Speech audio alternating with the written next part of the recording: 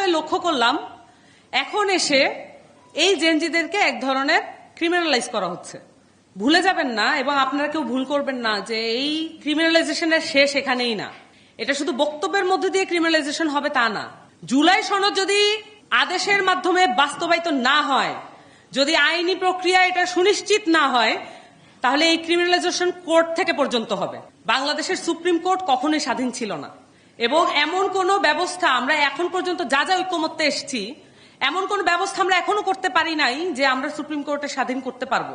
এই যে পরাধীন আমাদের যে সুপ্রিম কোর্ট, পরাধীন নির্বাচন কমিশন, পরাধীন দুর্নীতি কমিশন, এই কমিশনগুলোকে এই অবস্থায় রাখা এইটা স্ট্যাবলিশমেন্টের জন্য দরকার, বড় পলিটিক্যাল পার্টিগুলোর জন্য দরকার।